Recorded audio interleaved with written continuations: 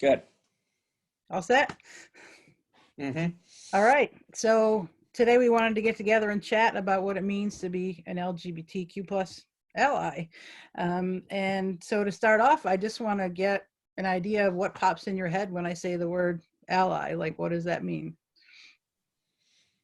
So for me, being an ally, in general, is just like being a friend, being someone who's there to assist in either a task or just in general to the person you are an ally to.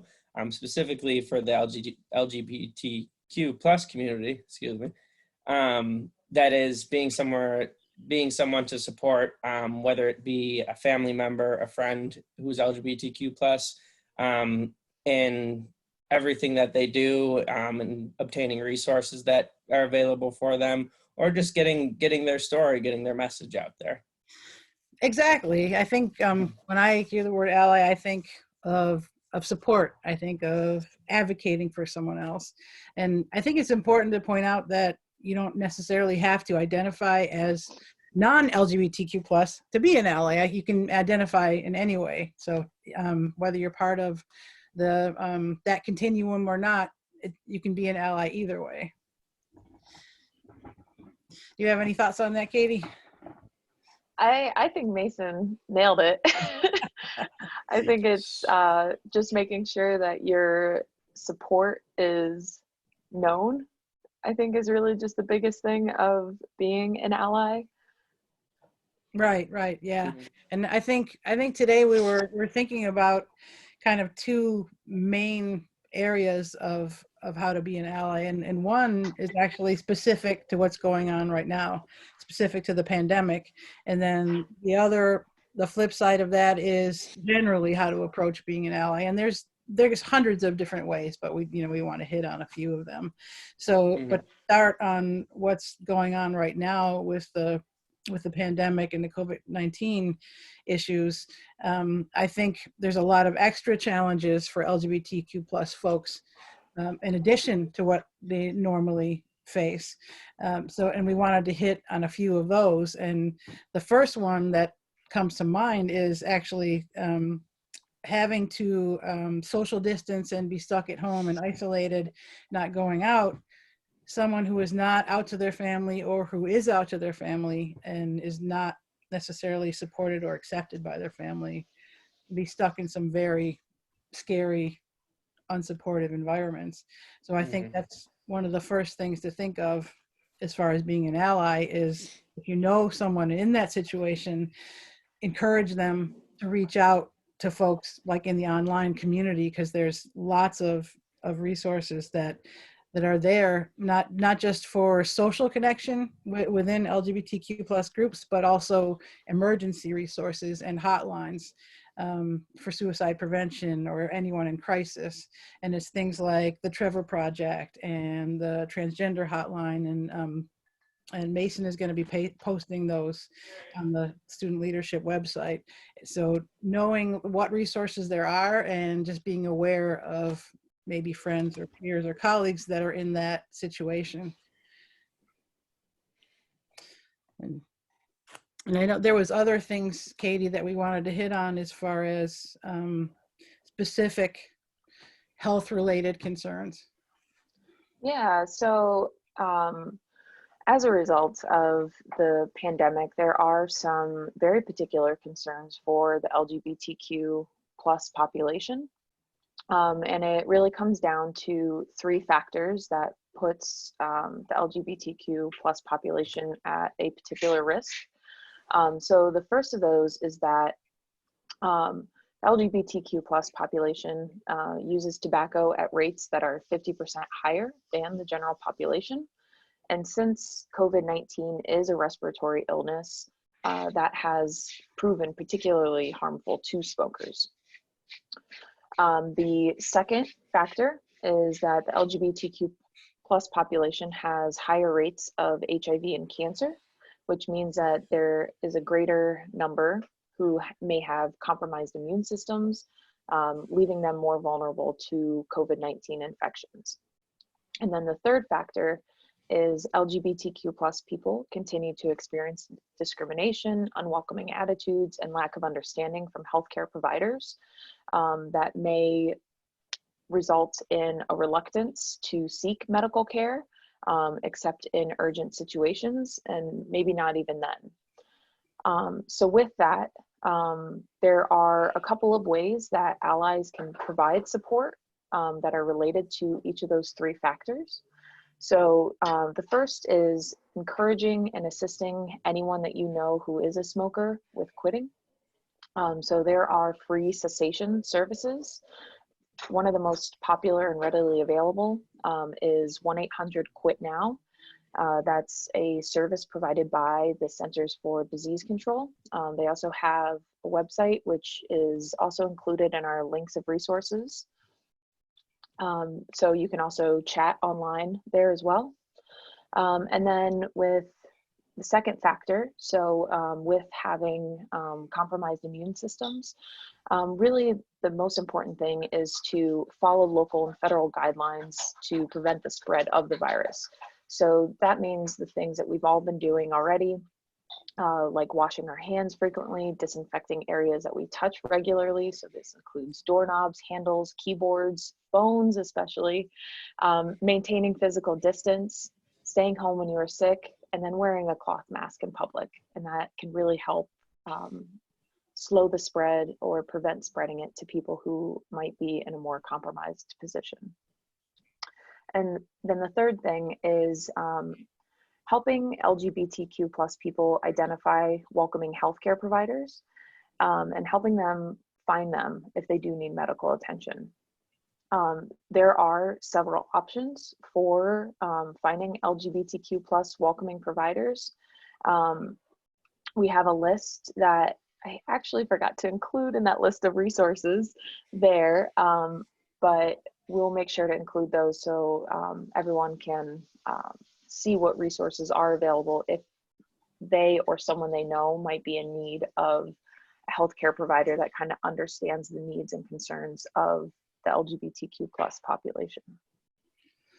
Right. Yeah, it's really important consideration for allies to think about the challenges that LGBTQ plus folks have accessing healthcare to begin with. And if they go to providers that aren't knowledgeable, that aren't sensitive, it can be very traumatic. And here in Buffalo in Western New York, we're lucky enough to have Evergreen Health Services at 206 South Elmwood, and they're experts in providing LGBTQ plus care. And they're experts in providing trans care, and they provide hormones and referrals for surgeons and things like that. So we're lucky to have that resource in Buffalo. But also, as Katie mentioned, there's a wider database for folks that are outside the area to find a provider, because that's really important. I think when I think about the zillion different ways that someone can be an ally, I think because I've done this work for a while and I've run a discussion group with students for a while, the one thing that comes to my mind is the things that are more subtle, the subtle ways to be an ally, things that you wouldn't necessarily think of, because you might think, oh, I could go to with my friend to the Pride Parade, or I could, show them where the resource center is on campus. But there's actually more personal, subtle ways that you can be an ally. And one of those is actually, in my view, is being an unconditional acceptor of someone who is sharing their identity with you. And that means not just listening and acknowledging who they tell you they are, but to never question their identity. For instance, I've had students share with me that they identify as ace or asexual, and they'll share that identity with someone, and they might get a question like, well, are you sure? Maybe you haven't met the right person yet. And like that's invalidating someone's identity. And to be an ally, it's to absolutely accept how someone describes who they are and to never question that, to validate that. Does that make sense? Mm-hmm. Absolutely. Have you all heard students share stories or run into things like that in your professional life or in your personal lives? Stories of that kind of thing, of being invalidated? Yeah, one of my best friends from college recently, within the past year, came out as gay. And they're the well, I have a large group of guy friends, and a few of us. He told a few of us prior to, um, and even myself, my own reaction. Admittedly, we're just having a conversation. Yes, part of it is like just having a conversation about it, but saying Mhm. like, oh, like, are you sure? Like, you've dated a girl before, like we've had a girlfriend before, and it wasn't so much of like a negative tone of questioning that any of us were trying to direct at him, Mhm. but at the same time, thinking back on it, I almost asked myself why, like why feel the need to ask that question in the first place, you know? Right, right. Mm-hmm. Yeah. And it can be very, the intention may not be, negative behind the Mm-hmm. question, but for the person hearing it, it might be, oh, they're questioning who I'm telling them I am. And it's a huge Right. thing for me to tell you who I am. What were you going to say, Katie? No, I was just agreeing that, yeah, a lot of times I think it does happen incidentally, like that, Mm-hmm. of, sometimes you don't realize that maybe something like that could have a bigger impact than you think. Right. Yeah. Yeah.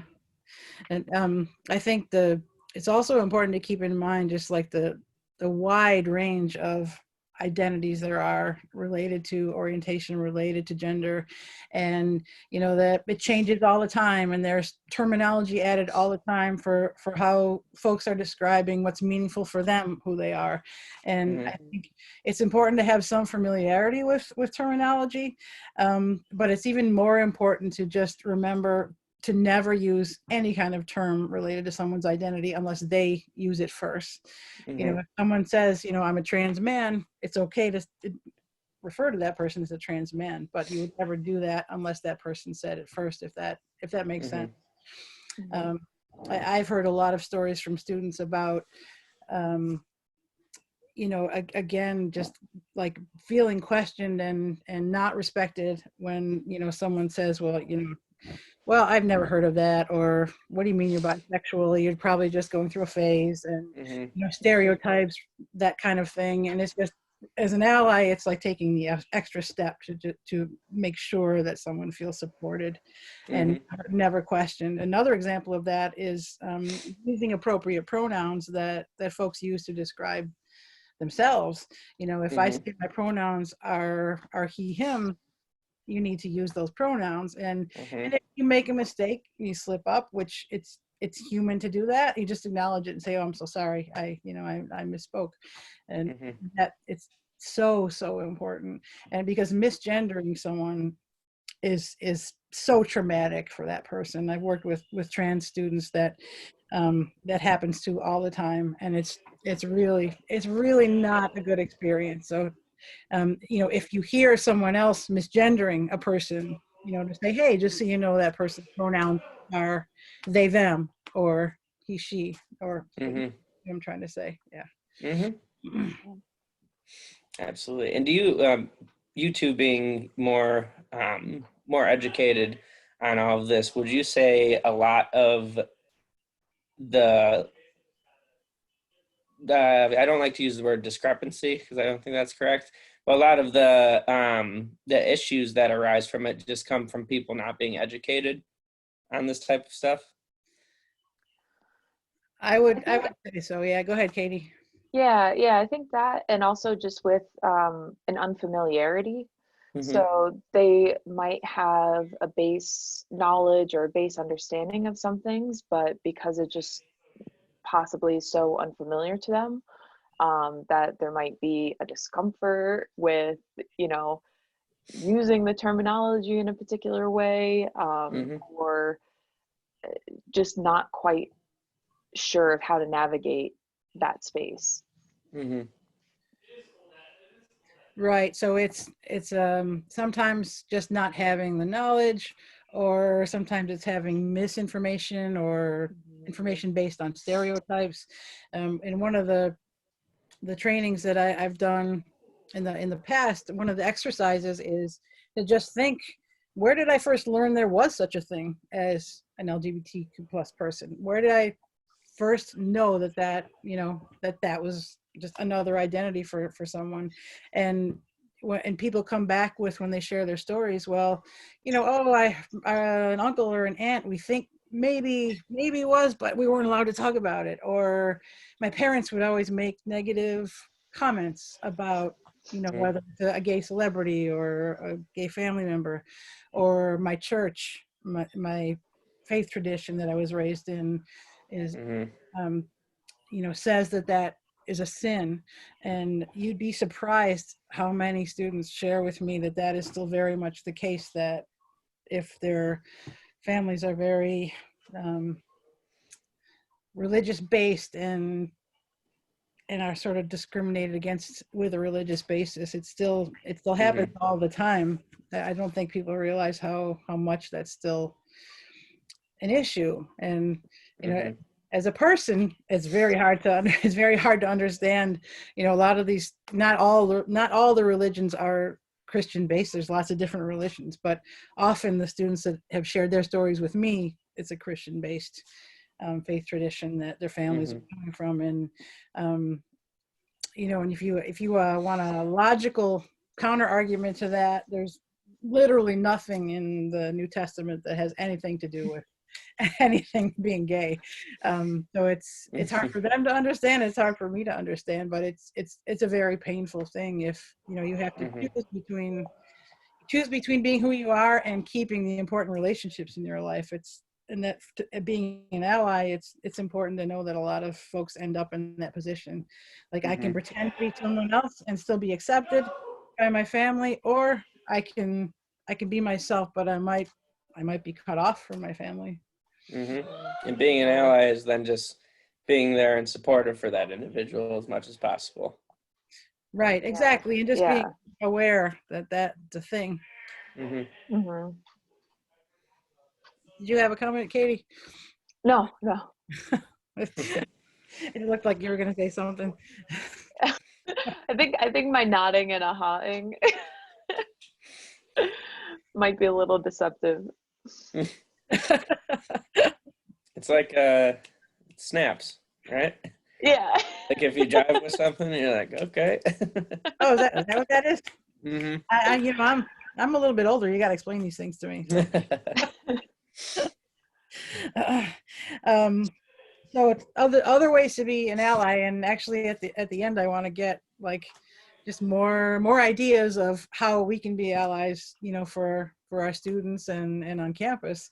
But I think you can't overlook the small gestures, like wearing a pride pin, like having a pride flag, like having a safe space sign or poster in your classroom or your office. That may seem like a small thing, but that is absolutely huge to, for instance, a college student who's not out to anyone yet and who is seeking, someone that might be an ally for them. It's little ways to show other people that you're allies is really, really important. Means much more than I think you could imagine. It's not a small thing. It seems like small, but it's not small at all. Could you two tell me a little bit more about who the Bengal Allies are on campus? Sure. Yeah, the Bengal Allies, actually, I can tell you the story. So a few years back, the vice president of student affairs at the time, he came to me and said, we really got to get discussions going again about LGBTQ plus programming and training and how to support our students. And so we're like, great, let's do it. So he convened a few folks together, and then he just said, okay, Dr. Vedder, run with that. And so I recruited people like Katie and yourself and a whole bunch of other folks from the academic side and the student affairs side, and got together as a committee. And I think one of our main mission is just how can we make the campus more celebratory, more affirming, more inclusive. And one big thing that we did through that is establishing the LGBTQ plus resource center in the student union. So growing that and advertising that and making sure students know that that exists has been one of our main focuses. But we're always talking about what programming can we do, how can we partner, and things like the Bengal Ally mixers that we've done with student leadership and engagement, where faculty and staff allies can have FaceTime with students. Students can literally meet the people that are allies. That's really, to me, that's been one of the most important things too, is how do we connect the students with the allies on campus, because there are so many allies on campus. But you know, for a new student coming in, or even students that have been around for a while, how do we connect? How do we connect them and help them know how much support there is on campus? Because a lot of times it's hard to reach students and to make those connections. But what else have we done with the Bengal Allies, Katie? Trying to think. Well, we are working on the Resource Center library. And then we've had that internship program, which I think has really helped increase a lot of the awareness of LGBTQ issues on campus, and helped driven forward a lot of the initiatives that we've been working on, by helping, mostly by helping staff at Resource Center. That has been an absolutely critical piece, I think, of having the Bengal Allies and having that up and running. Right, yeah. And connecting faculty and staff and students to the resources that are on campus as well as off campus, because there are so many rich resources in our community as well that, you know, students or faculty or staff might not know about. You know, like the Pride Center, Western New York, like the MOCA Center, like Gay and Lesbian Youth Center that we have on our list of resources. It's so important for the whole campus community to know what kind of resources there are. Yeah. And I think too, one of the real important things of the Bengal Allies is just having that known entity, because before you were kind of charged with forming that group, it was just a lot of people kind of doing work individually in their units and departments. But now there is a single entity that can be looked to or can be contacted if people need support, or if they have ideas for initiatives and stuff like that, that now there is a cohesive group working towards something. Right, exactly. And I mean, there's so much representation from different areas of the college on the committee, and we have accessibility services, you know, we have professors, we have, folks from the library, we have Dan from the LGBTQ plus archives, and that's also afforded some exciting opportunities. So, yeah, so making the work more collaborative, more cohesive, and we can get a lot more done when we do it together. Yeah, absolutely. And is anybody welcome to these meetings? Yeah, students can come, faculty and staff can come, and absolutely, the more the more the merrier. One thing that that I've had a chance to do a few times is actually, you've helped with this too, Mason, is to give out surveys to students who can give us input on what kind of programs they want to see, what do they want to happen on campus. And they've asked for things like like Pride celebrations on campus, which we had a lot of that stuff planned actually for last week until the issues with the pandemic came about. Like our own little Pride parade, and drag shows and poetry slams and film nights, and those are the kinds of things that students have been asking for, and we've been able to do quite a bit of in the last year. And we'll do a whole lot more of that when things are equalized again.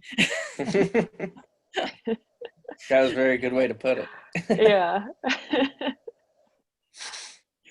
So what other ways can you think of that we haven't talked about that we can be an ally for anyone on the campus community, whether it's students, faculty, staff?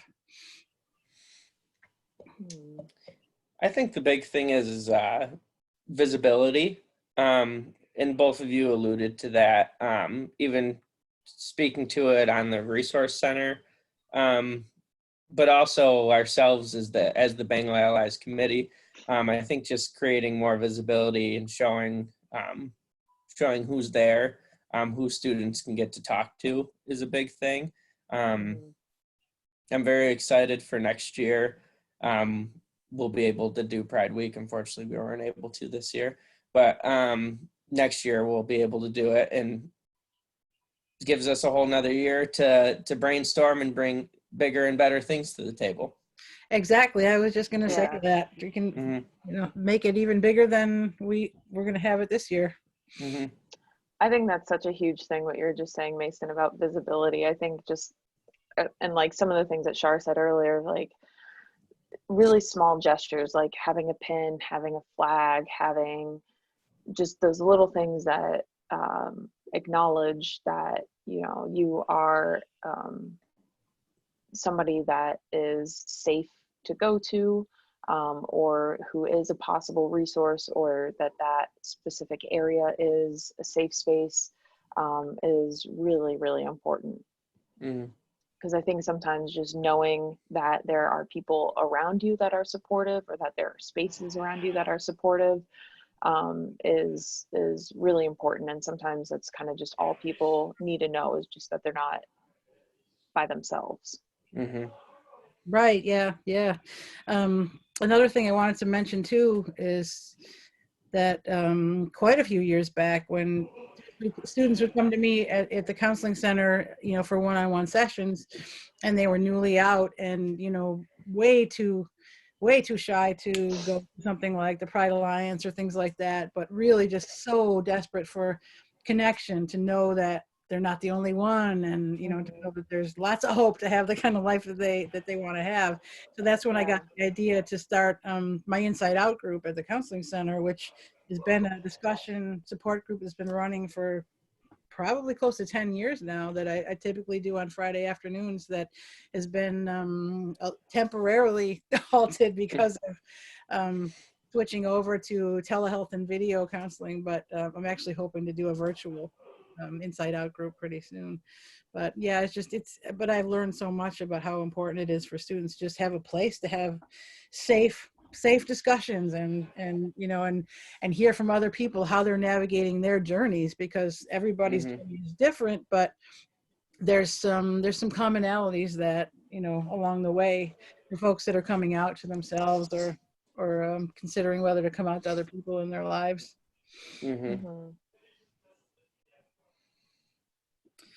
So all good things. That's all I'm hearing. Definitely, yeah. So, and I, and we're always open to, the Bengal Allies are always open to suggestions about how we can make things bigger and better, or more ways we can reach out and celebrate and support. So, if you can't think of anything today, you can always, submit an email to Student Leadership and Engagement, or to the Bengal Allies, and say, hey, why don't you, have you considered this? Perfect. And who are both of you? Real quick. Probably, I guess we should have started with that, huh? Okay. I guess we should have. It's okay. So I am Dr. Shar Vetter. I'm the clinical manager of the Counseling Center and co-chair of the Bengal Allies Committee. And I am Katie Bertel, Outreach and Engagement Librarian and co-chair of the Bengal Allies Committee with Shar. Wonderful. Yeah, we kind of did that backwards, didn't we? That's okay. Well, everything is kind of backwards and upside down right now, so really it just makes sense. That's right. Makes perfect sense. Yeah. It's all good.